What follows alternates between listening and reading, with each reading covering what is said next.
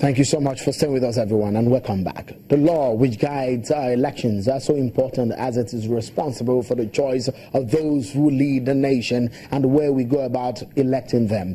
We analyze the activities of the National Assembly and the issues thrown up. Mr. ONYEKPERE has been talking to us on this matter.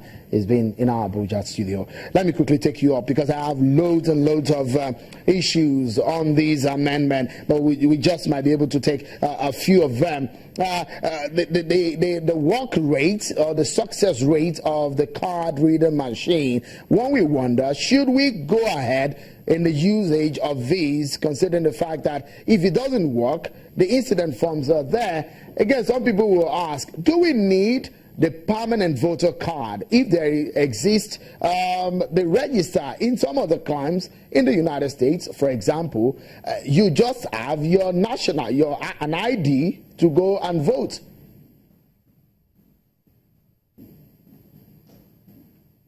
Well, very well, as we can see today, the situation in Nigeria is not the same as that in the United States. So I will go for the card reader.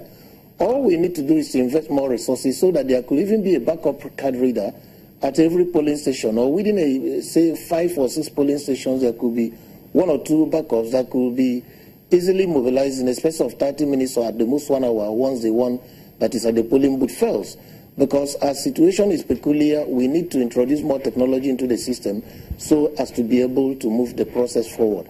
And if this is enshrined in the law, we wouldn't have this issue of the courts trying to say, well, this is the manual register, this is the card reader, one is being trumping the other, so that it will be part of the process from day one.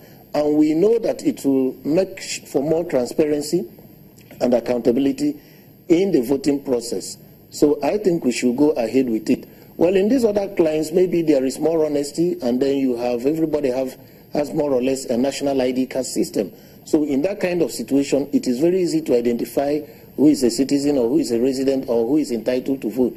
But we don't have that kind of universal identification system in Nigeria so far. A lot of people have clamored for the autonomy of INEC. In what manner do you think this should be included in the amendment? Some people have said, is the INEC really independent in the true state of it?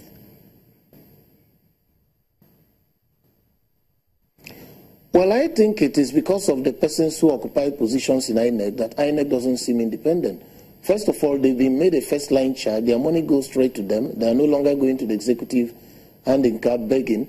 So I think what we need to do is to appoint more persons of integrity into the system who can stand their ground and say, this is the powers that are given to us by the law. Mr. President, Mr. Governor, or whoever is trying to interfere, please clear and make way so that we can do our work in accordance with the dictates of the law.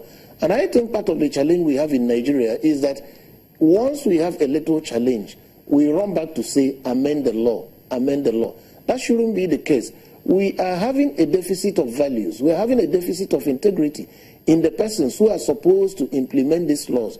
If other countries in the world have been doing the way we are doing, then each of them, the Electoral Act, their constitution, we have been a very big volume that you need 2 or 3 strong men to carry and lift it up after about 100 or 200 years of democracy. One big question. One big question about integrity. If I may quickly butt in here, one big question is that should the chief executive of the nation be the one to appoint or nominate the head of the commission?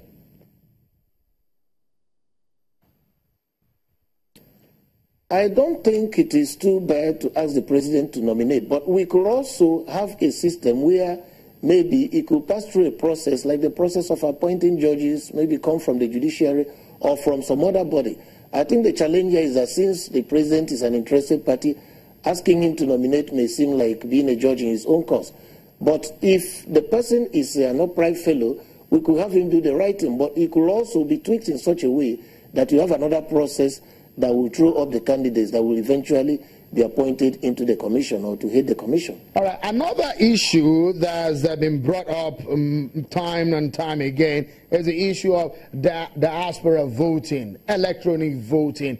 Do you think that we should include these items in the amendment, or should the lawmakers be considering that to be put into the new phase of Electoral Act that we should be seeing after now?